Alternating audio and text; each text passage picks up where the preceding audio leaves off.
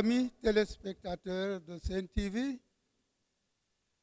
que la paix du Dieu d'amour soit avec vous. Et avec votre esprit. Le thème que nous vous proposons ce matin est le sens évangélique de la non-violence. La non-violence. Et nous serons accompagnés par le père Henri Sambou. Il est de la communauté piariste. D'ailleurs, il est le recteur de la maison provinciale qui est à Diopol. Bonjour, père Henri. Bonjour, frère Martin.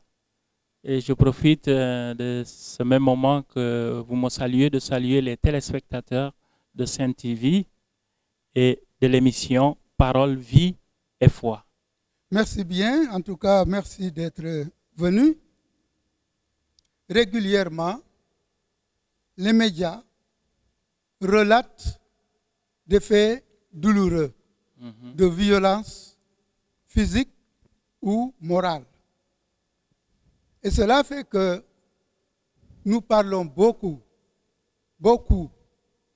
de la violence et pas assez de son contraire ou de sa solution, la non-violence.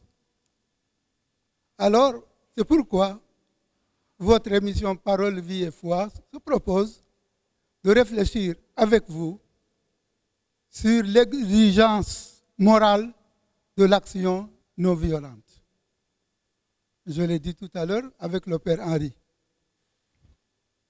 Je signale d'emblée que la non-violence ne prône pas la spiritualité de la souffrance. N'est-ce pas, père Henri?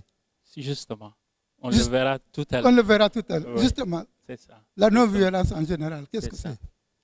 La non-violence en général, si on voudrait vraiment, déjà présent, pouvoir s'attaquer à cette expression, je dirais peut-être passer par ce dont vous venez de dire, qui est plus ou moins ce qui est visible, dont parle tout le monde et dont les médias ne cessent de nous rabâcher tout le temps, ce qui est la violence. Parce que pour moi, je pense que la non-violence n'est que l'antichambre ou le contre-pied de la violence. Alors, si nous devons parler de la violence, mettons les choses déjà à point avant de continuer. C'est que c'est une action brutale, physique, qui est aussi morale, qui contraint quelqu'un, qui est exercée sur quelqu'un. La force exercée par une personne, ou alors un groupe sur une personne, ou alors sur un groupe pour le contraindre sur une chose, ou alors pour avoir sans son aval ou son acceptation ce que nous cherchons de lui. C'est justement cela. Donc c'est une contrainte illicite. Une contrainte illicite. Exercée sur une personne tierce pour avoir de lui ce que nous voulons ou ce que nous cherchons sur la personne. C'est ça le concept de la violence, d'une manière littérale. Alors, si on doit attaquer la non-violence, je vous disais tout à l'heure, c'est un peu l'antichambre, c'est un peu le contre-pied de la violence. Et quel mot, pour moi, à mon humble avis, quel est le mot qui pourrait résumer, parce que la non-violence est une expression, quel est le mot qui pourrait résumer, disons, cette non-violence?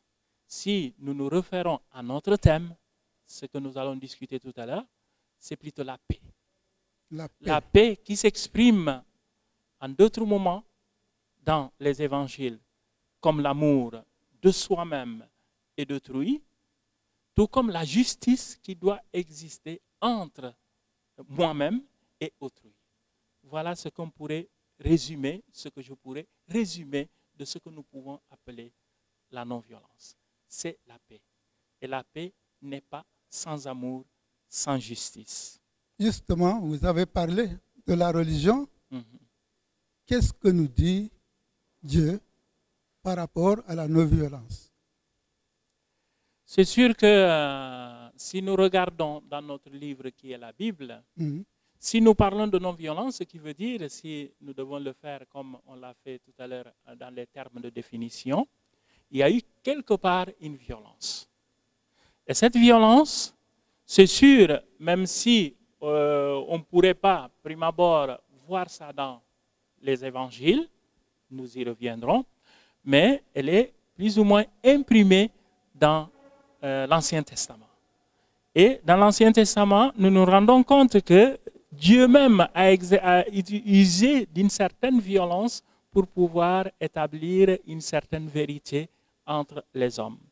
Je prends le cas le plus plausible, la violence qu'a subie Adam et Ève dans leur expulsion du jardin d'Éden parce qu'ils n'ont pas respecté justement une consigne de Dieu. Et Dieu les expulse. Mais à part Dieu, il y a justement Abel et Caïn qui sont des frères, qui sont partis pour offrir leur prémisse à Dieu. Et il se trouve que un était jaloux de son frère qui est Caïn. Alors, il s'est abattu sur lui parce que Dieu a mieux regardé l'offrande d'Abel que la sienne. Mais aussi, une autre intervention de Dieu, dans l'Ancien Testament toujours, c'est le déluge de Noé, où Dieu a utilisé les forces de la nature pour remettre ou alors engendrer une autre société qui est la société que lui, il voudrait en sauvant Noé et en exterminant tout ce qui était injuste à ses yeux. Voilà autant d'exemples qui peuvent nous servir. N'en parlons pas des prophètes. Si nous prenons un cas, le cas de Jonas. Jonas ne voulait pas prophétiser, mais Dieu l'a violenté jusqu'à ce qu'il exerce cela. Alors, le terme qui pourra nous conduire surtout à l'évangile, parce qu'un des évangélistes en a fait, disons, référence, c'est le cas de l'Exode, Exode 21, verset 24, où il est dit œil pour œil, dent pour dent.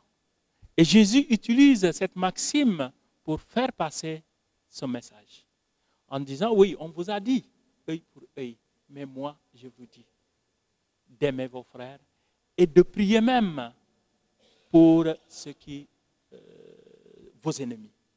Donc, c'est un peu pour amorcer cette violence qui est dit. Et même cette violence, si nous devons y revenir, c'est une violence d'équité.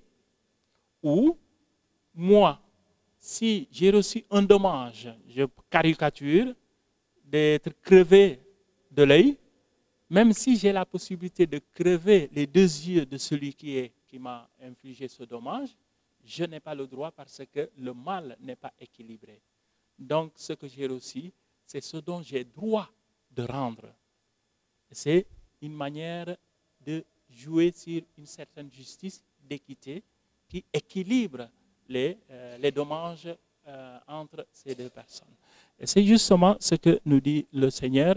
Il est passé par là pour nous dire, voilà, on vous a dit, œil pour œil, dent pour dent, mais moi je vous dis. Un autre exemple pourrait nous servir, où il nous fait comprendre, si jamais quelqu'un te contraint pour te prendre ta tunique, ton manteau, laisse-lui ta tunique.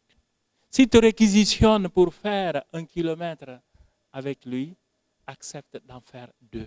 C'est dire tout l'amour qu'on doit avoir envers soi-même et envers autrui.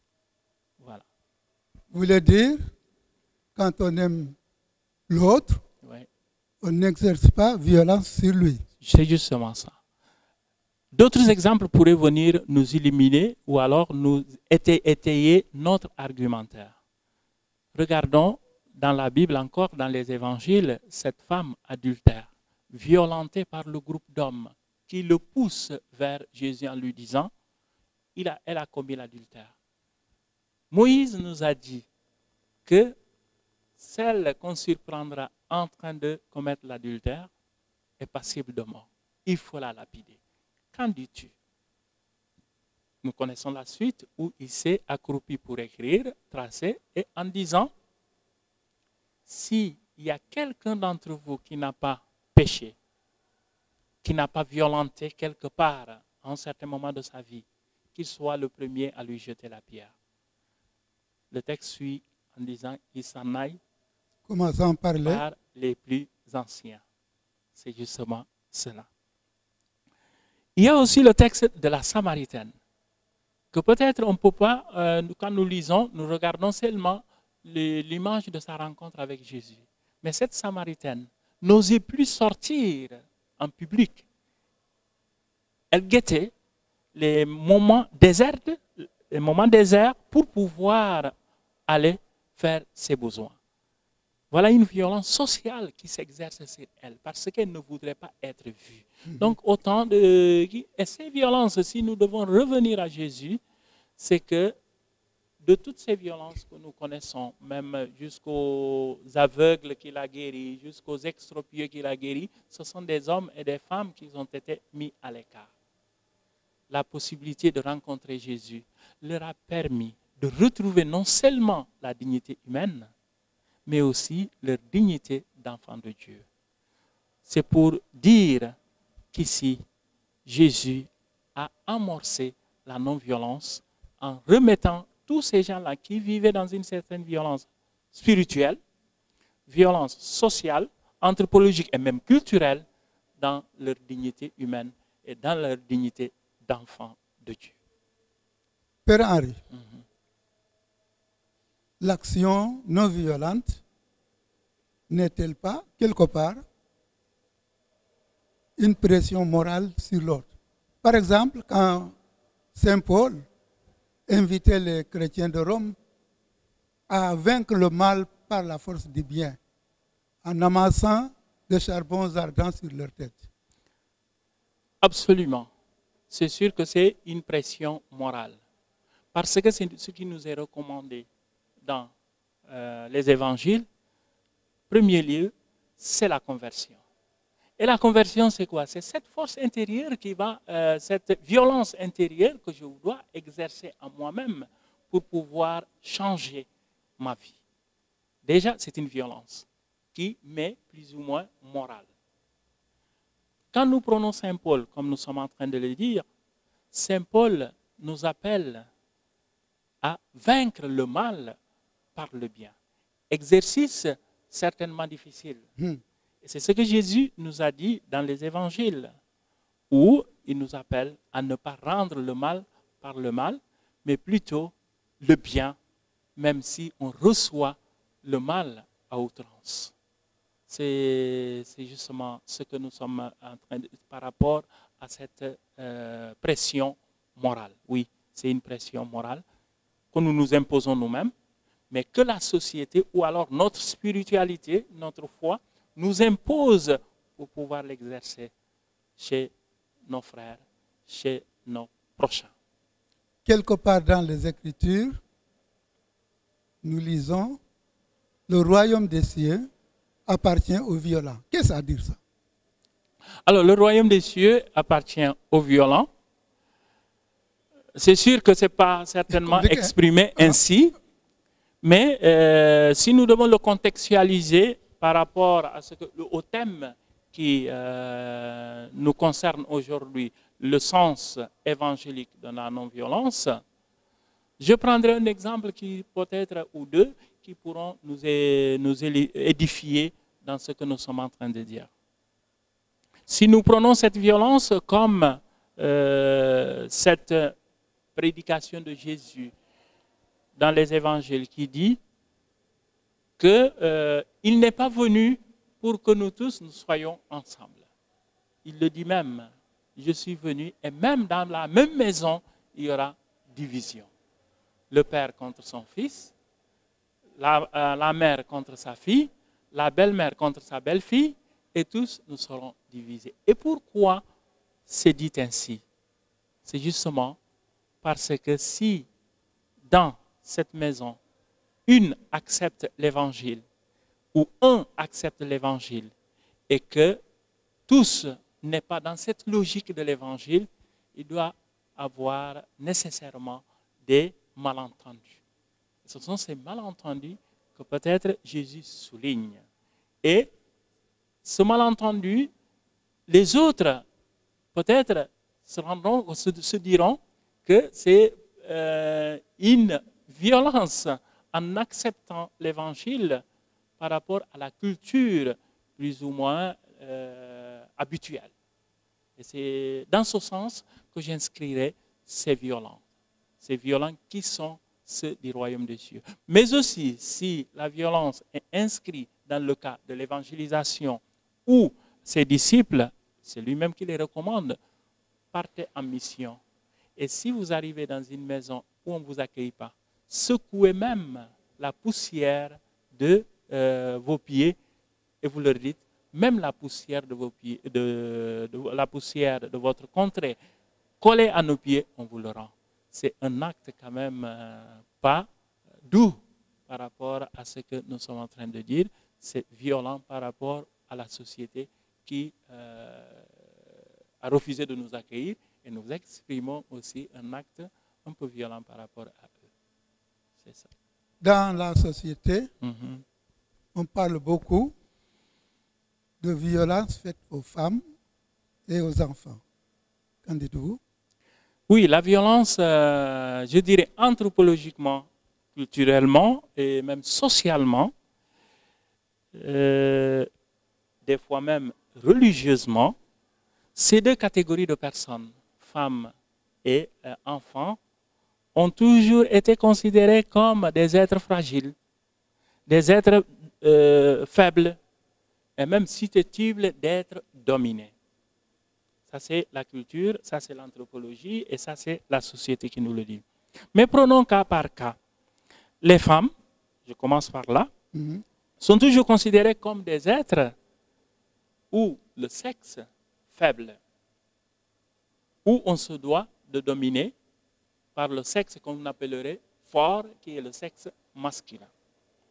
Alors, si nous sommes dans cette logique de se dire que j'ai droit à domination sur la société même, ma culture codifie cela, que la femme est inférieure. Regardons seulement notre société. Quand nous sommes hiérarchiquement supérieurs à quelqu'un, on exerce plus ou moins sa domination sur cette personne. Et c'est la réalité sociale que nous vivons. La femme étant considérée comme de sexe faible, l'homme se doit de jouer sur cette réalité que la culture et la société l'offrent pour assujettir la femme, pour entrer dans sa domination.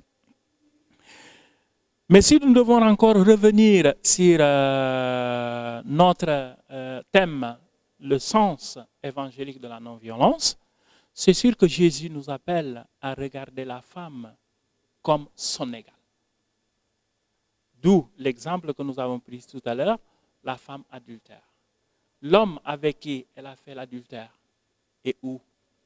Il est épargné. Alors, on se doit de traiter les deux de la même manière. Si on doit lapider la femme, que l'homme soit aussi lapidé, c'est ce que Jésus veut leur faire comprendre. Que la loi ne soit pas, disons, exercée à deux vitesses, mais plutôt à une vitesse unique. Quand il s'agit des enfants, comme les femmes, je crois que c'est la même réalité. Les enfants sont dotés d'une certaine fragilité, d'une certaine faiblesse et même d'une certaine innocence, si on doit le dire. Donc la société est appelée à exercer un certain pouvoir formatif, pour pouvoir, disons, imprimer la réalité sociale en ses enfants. Une formation a toujours eu certainement à côté des abus.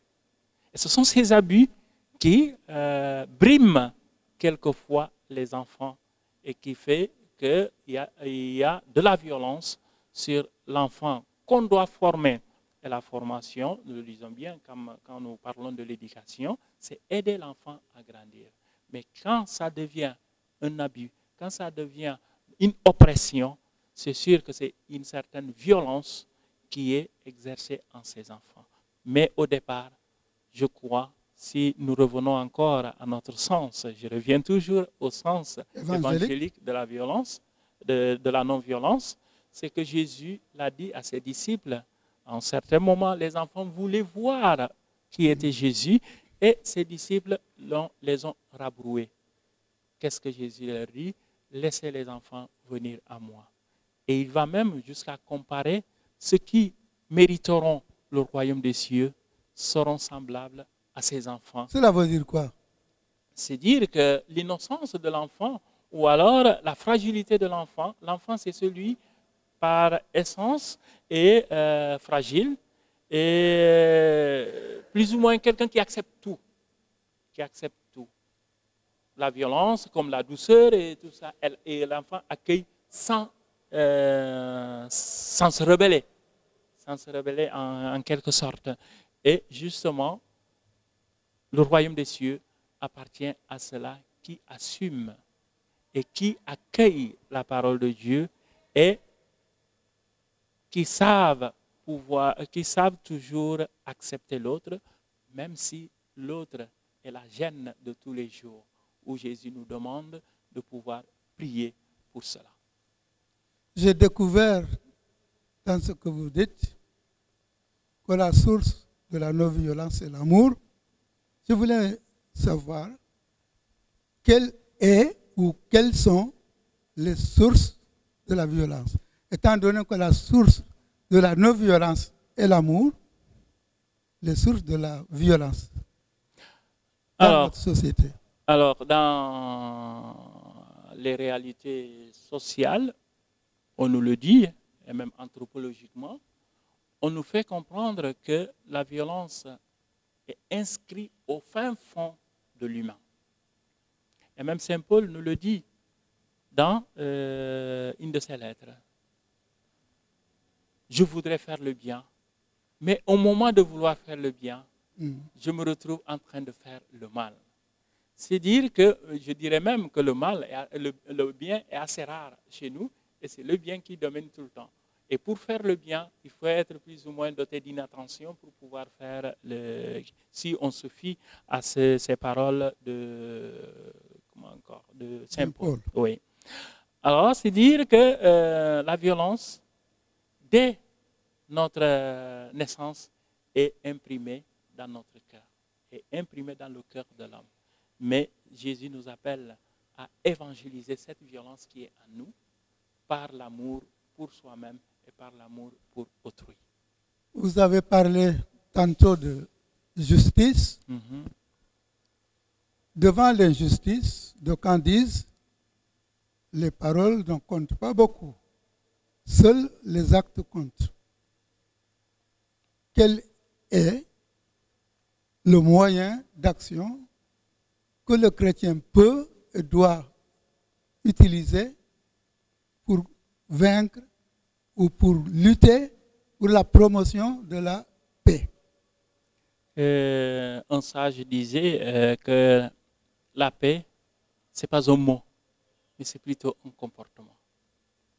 Alors, ayant ce comportement de construire la paix, c'est ce regard que j'ai envers l'autre. Parce que difficilement, on se fait violence.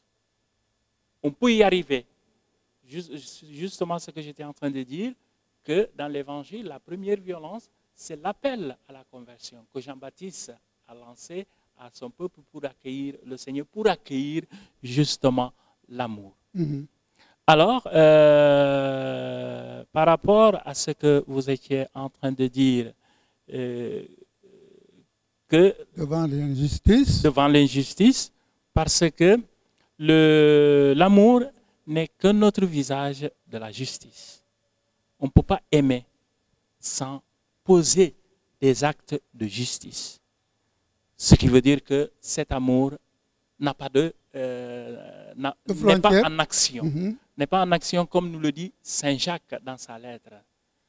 Si moi je crois en Dieu, c'est par mes gestes et par mes actes que je prouve que je crois en Dieu. Alors ici, amour et acte doivent faire ménage ensemble. Amour et action Doivent faire marcher chemin ensemble pour la construction de la paix. Père Henri, que pensez-vous de la grève de la faim? Bon, la grève de la faim, c'est une action non violente. Hein? C'est une action non violente. Et j'en viendrai par rapport à ce que nous connaissons de certains hommes qui prônent la non-violence. Nous connaissons Mahatma Gandhi, qui lui trouve que la non-violence, et même il puise la non-violence dans l'évangile. Et dans quel évangile? Dans les béatitudes. Il disait, j'ai rencontré le texte il y a quelques temps, il disait, quand je voyais les chrétiens, je pensais que c'était les gens de la joie, parce que je les imaginais toujours avoir une bouteille de whisky à la main droite et un beefsteak à la main gauche.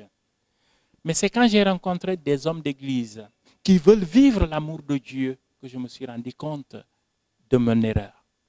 Et cette erreur s'est renforcée, la conviction d'être dans l'erreur s'est renforcée quand j'ai cherché dans la Bible et j'ai pu trouver les béatitudes. Que si les chrétiens vivaient ces béatitudes, certainement le monde ne serait pas là où il est aujourd'hui, parce que c'est la clé de la non-violence. L'autre homme serait Martin Luther King, qui est un chrétien qui a puisé sa force dans les Écritures en voulant lutter contre une oppression d'un peuple. C'est juste pour l'équilibre, pour rendre, ce que j'étais en train de dire tout à l'heure, la dignité de chaque être humain. Voilà. Vous êtes éducateur, je le sais. Dans notre société, nous voyons beaucoup de violence, surtout de la part des jeunes.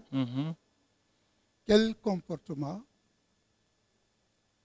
suggérez-vous aux éducateurs, pères et mères de famille, enseignants et enseignantes, pour aider les jeunes à avoir cette culture de la non-violence? Je dis toujours que nous, aînés, nous sommes très souvent nostalgiques. Les jeunes d'aujourd'hui, quand nous disons qu'ils sont violents, ouvrons notre cœur, ouvrons nos yeux pour voir, parce que la violence, pour la violence, moi, je suis convaincu qu'elle n'existe pas. La violence a toujours son moteur. Pourquoi ces jeunes sont violents? Je me rappelle quand j'étais étudiant, j'avais dans mon mémoire, j'avais écrit la violence pour la violence, parce que c'est un des professeurs, quand je faisais mes enquêtes, qui m'a balancé cette expression. Et mon directeur me disait, mon père, violence pour violence, ça n'existe nulle part. Il m'a fait telle chose et maintenant moi je riposte de telle manière. Ce qui veut dire que cette violence est justifiée et c'est à toi de chercher pourquoi cette violence a été exercée. Nous parlons des jeunes violents, mais c'est un cri d'alarme. Un jeune ne peut pas être violent pour être violent. Il y a quelque chose qui ne va pas en lui. C'est un cri d'alarme. Alors c'est à nous, en tant qu'aînés et adultes, de s'arrêter, de faire l'analyse de cet acte violent. Peut-être c'est nous qui sommes violents alors. Peut-être oui, parce qu'on veut les contraindre à pouvoir ne pas réagir de telle manière. Je rigole toujours quand j'entre dans une classe et j'entends l'enseignant ou l'enseignante dire « il faut être sage ». Être sage, c'est quoi? C'est croiser les bras et ne rien dire. Et un enfant qui croise les bras et ne rien dire, avec toute l'énergie qu'il a en lui, c'est que l'enfant, il y a quelque chose qui ne va pas. Et il faut aller chercher qu'est-ce qui fait que cet enfant se tient aussi tranquille. Tout comme l'enfant qui est bouillant, qui est violent. comment faire pour pouvoir le contenir? Quand on n'a pas d'argument en ce sens, on met dans le cadre de la violence des enfants. Et c'est justement, c'est à nous aujourd'hui de faire l'effort et de voir de quoi souffrent les enfants. C'est une souffrance. On ne peut pas être violent pour être violent. Je suis convaincu que c'est une souffrance qu'ils sont en train de véhiculer par ces actes violents. C'est nous qui sommes aussi violents Envers eux, parce qu'on veut les contraindre à changer et à devenir comme nous concevons l'attitude dans notre tête. Mais comment faire comprendre ça aux adultes que nous sommes? C'est sûr qu'il y a un apprentissage qu'il faut faire. Si on regarde l'acte et s'arrêter à l'acte, c'est sûr qu'on n'ira pas loin. Mais si on cherche ce qui est derrière l'acte, ce dont peut-être tous ne sont pas dotés pour pouvoir faire cette analyse de l'acte. C'est justement ça. Donc, c'est à nous, peut-être de s'adapter et de chercher à comprendre pourquoi cet enfant réagit de telle ou de telle manière, d'une manière violente ou d'une manière assez molle.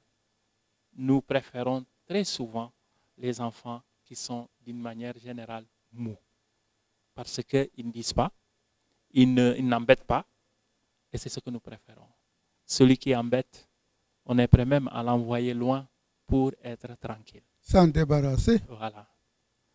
Nous savons bien, nous qui tenions des internats et qui, nos confrères, tiennent les internats jusqu'à aujourd'hui, l'enfant qu'on t'envoie à l'internat, c'est le cas de la famille. Est-ce qu'on doit dire non? Chance pour nous si nous arrivons à changer ou alors à imprimer autre chose dans la rencontre des internats, quelque chose qui pourra être utile à l'enfant pour sa vie de demain.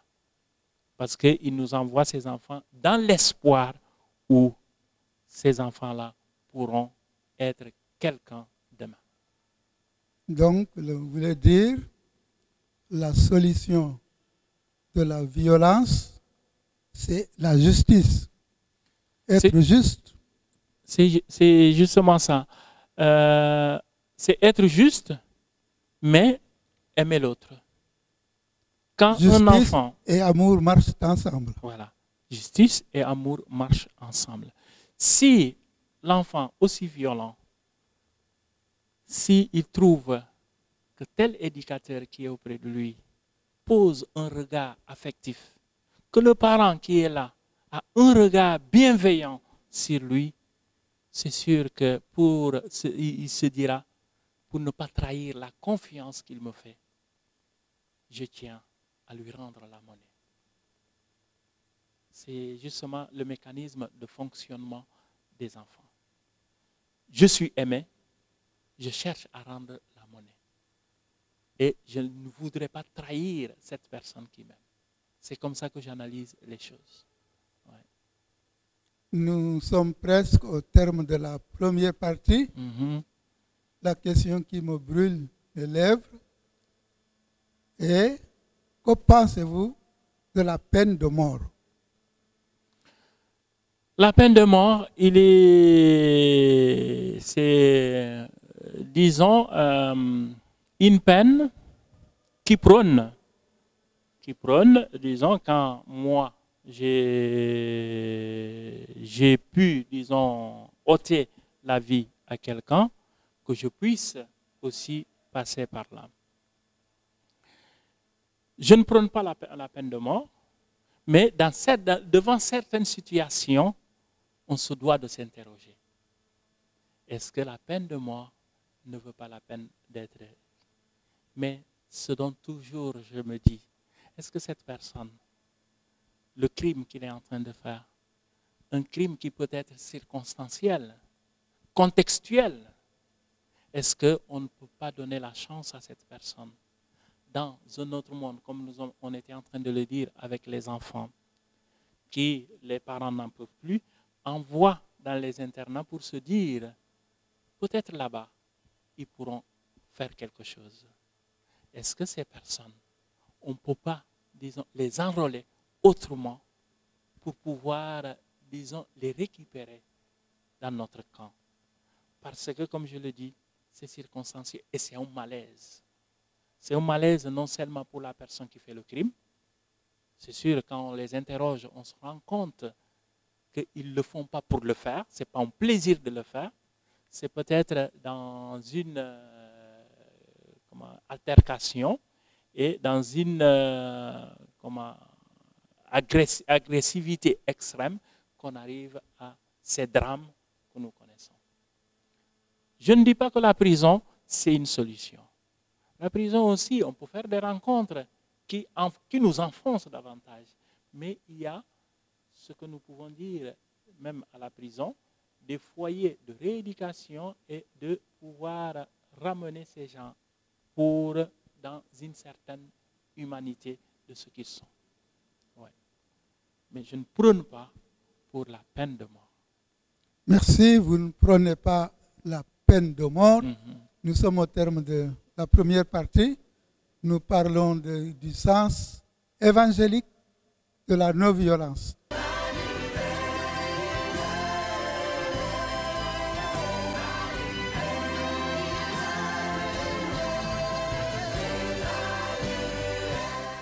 Nous allons tendre le micro à notre charmant public qui est maigre aujourd'hui, mais sûrement, ils ont beaucoup de choses à nous dire.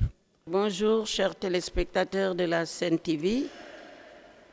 Nous remercions notre consultant du jour, le Père Henri Sambou, qui nous a parlé du sens évangélique de la non-violence. Ma première question est celle-ci. Vous nous avez parlé du mal qui n'est pas équilibré. On se demande pourquoi. Deuxième question. Annoncer l'évangile est-il un titre de gloire ou une nécessité qui nous incombe? Les violences faites aux femmes et aux enfants. Jésus et les femmes. N'a-t-il pas parlé plus aux femmes et aux enfants face aux abus? Une contribution pour la non-violence. Il faut oser aujourd'hui et il est urgent de transformer le monde de l'intérieur pour pénétrer le cœur des hommes, pour être aussi levain, sel et lumière dans cette société. Oser et risquer afin que l'Évangile soit la bonne nouvelle pour les hommes et non une pièce de musée. Saint Paul nous dit, pour moi, vivre c'est le Christ. Merci. Merci, mon père. Le thème de notre émission porte pratiquement sur la non-violence, le sens évangélique. Alors, beaucoup de questions se posent aujourd'hui. Là où le frère Martin a terminé concernant la peine de mort, c'est là où je souhaite vous reposer la question concernant un fidèle qui, durant quelques années, était engagé dans la politique et on avait voulu porter atteinte à sa vie. Et il a utilisé la légitime défense. Donc, que pensez-vous en fait de la légitime défense? Ensuite, mon père, aujourd'hui, beaucoup de jeunes chrétiens catholiques ou peut-être même non catholiques se décident aujourd'hui pour avoir un meilleur espoir à tourner le dos et aller à l'extérieur en prenant donc l'exil ou peut-être l'immigration. Qu'en pensez-vous? Ne se font-ils pas eux-mêmes justice eux-mêmes? Et la troisième question, mon père, c'est de savoir la grève de la faim pour ceux qui aujourd'hui, par exemple, ne sont pas entendus par des autorités et n'ont pas les moyens aujourd'hui d'utiliser la violence. Ils sont avec la grève de la faim. Ne se rendent pas justice eux-mêmes? Et la dernière question pour terminer, c'est un malade qui est dans une situation très fatiguée, demande l'euthanasie. Qu'en pensez-vous? Je vous remercie de votre part. Voilà, merci au public. Alors, Père Henri, vous avez reçu des questions et des contributions. D'abord de Mme Jeanne Dior, ensuite de Marcel Bandiaki. Des réponses? Oui, je commence par la première téléspectateur qui me demande le mal non équilibré en nous, comme le dit Saint Paul. C'est sûr que le loup qui est en nous se fera dompter quand nous accueillons l'Évangile. L'évangile que nous accueillons, c'est un évangile, comme nous l'avons dit, non violent, qui prône en nous la non-violence, qui nous permet de pouvoir vivre un certain équilibre entre cette violence dont Paul disait que au moment que je voudrais faire le bien, il se trouve que le bien que je voudrais faire revienne l'accomplissement du mal. La violence spirituelle et sociale. Oui, elle existe, on ne peut pas la refuser. Nous savons que, je prends ça d'une manière plus ou moins physique, nous savons qu'il y a beaucoup de chrétiens qui souffrent dans leur contrée par rapport à leur foi et à leur spiritualité. Donc, cette souffrance n'est pas seulement spirituelle, mais elle est sociale. En même temps qu'elle est spirituelle, elle est sociale, parce que nous sommes opprimés en tant que société, ou en tant que peuple par rapport à notre foi. Voilà. L'annonce de l'évangile qui serait une nécessité ou un titre de gloire. Paul nous disait, Saint Paul, malheur à moi si je n'annonce pas l'évangile. Malheur à moi si je n'annonce pas l'évangile. Donc ça devient une nécessité et encore une gloire personnelle. Parce que se voir comme quelqu'un qui est de Jésus-Christ, moi, je crois que c'est une gloire, c'est une fierté. C'est une fierté du moins. Voilà. Donc, est-ce que si nous accueillons la parole, nous sommes capables de transformer le monde? Oui, nous sommes capables de transformer le monde. Notre monde sera transformé si nous entrons dans cet esprit de l'évangile où Jésus, la première transformation, c'est laquelle? C'est l'amour d'autrui. J'aime l'autre comme je dois m'aimer moi-même, comme Jésus nous l'a dit. Aimer les autres comme soi-même, aimer son frère, l'amour de son frère. C'est par là que commence la transformation sociale. Parce que je ne regarderai pas l'autre comme un rival, je ne regarderai pas l'autre avec une certaine envie, je ne regarderai pas l'autre avec une certaine jalousie. Donc j'accueille cette personne qui est un être humain, mais aussi un enfant de Dieu. L'avenir des jeunes, oui, l'avenir des jeunes, nous le disons toujours, et au Sénégal, quand ils regardent le taux de chômage, il est plus élevé, plus de 50% chez les jeunes. Alors, un jeune qui est désœuvré, et je rejoins la même question que le deuxième Marcel Bandiaki avait posé, que ces jeunes qui prennent la pirogue parce qu'ils pensent que leur espoir est ailleurs.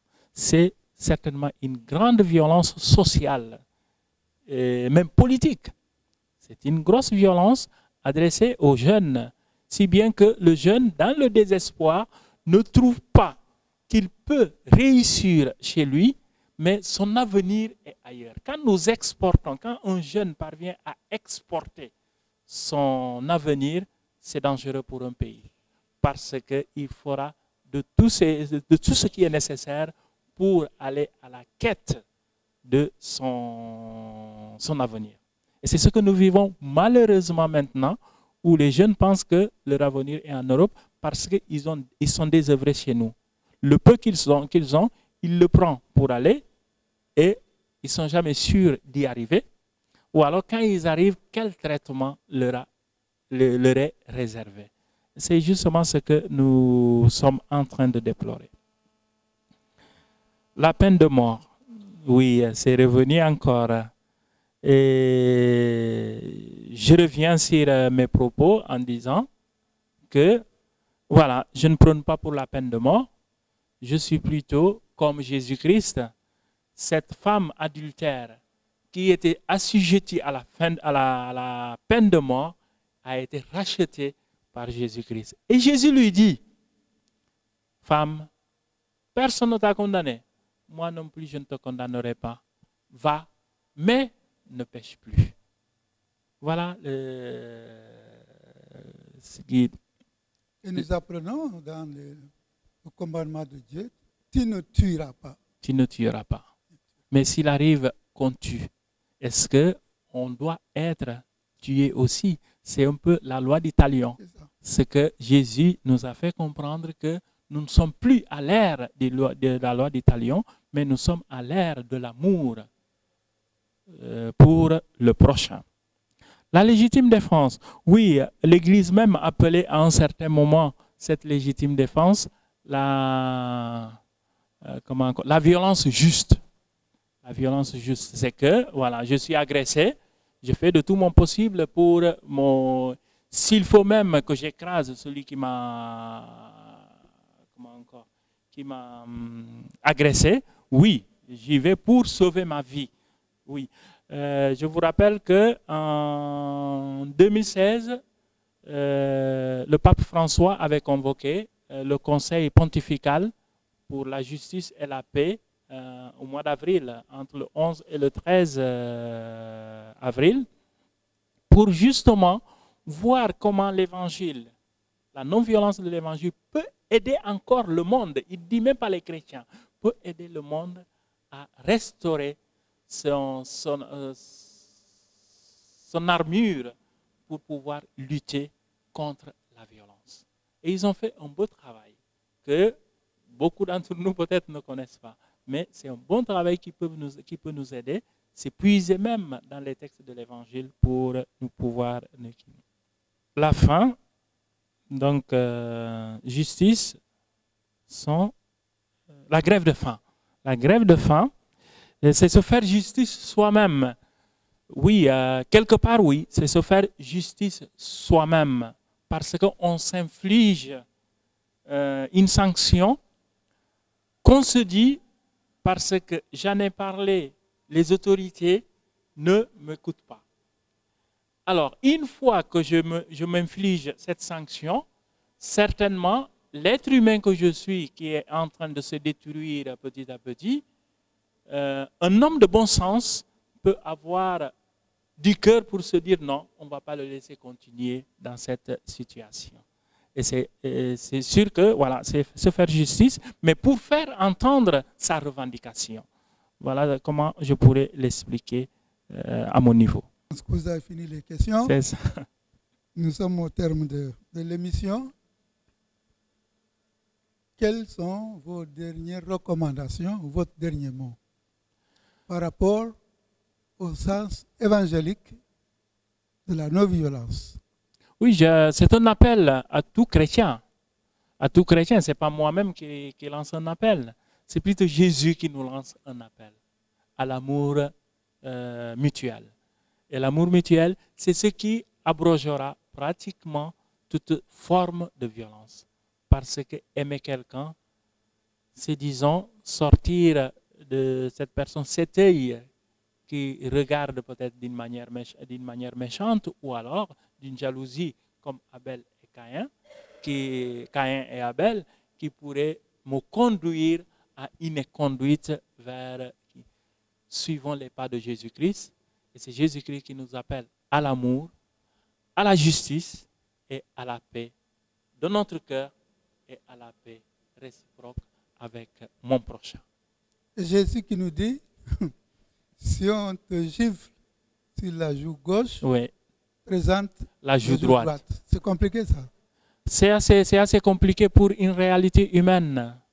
Pour une réalité humaine, nous sommes toujours dans une certaine réciprocité de rendre ce que nous recevons. Le œil pour œil, dent pour dent. Même quand on était jeune, je crois que toutes les générations sont passées par là, quand tu recevais un coup de quelqu'un, si tu ne ripostais pas, on te disait que tu as peur. Tu as peur, il faut te venger. C'est justement cela. Mais aujourd'hui, est-ce que nous allons nous lancer dans cette pratique? Jésus nous dit non. Cette pratique, ça n'est fini. Ce qu'il faudrait, c'est aimer l'autre comme soi-même. Et si même cette personne que je prétends aimer me gifle, comme on venait de le dire, à la joue gauche, que je puisse lui montrer la joue gauche. C'est une manière de désarmer cette personne. quand quelqu'un vient t'affronter avec tous les arguments possibles et qu'on regarde cette personne avec un regard d'amour posé sur cette personne, on le désarme. Et c'est ce qui s'est passé avec Jésus-Christ. Voilà, merci Père Henri. Amis téléspectateurs, nous parlions du sens évangélique de la non-violence avec le Père Henri, piariste. Nous sommes, vous le voyez, nous sommes dans l'église de la paroisse des martyrs de l'Ouganda. Nous les remercions de nous avoir accueillis et merci à vous, amis téléspectateurs. Nous nous donnons rendez-vous dimanche prochain.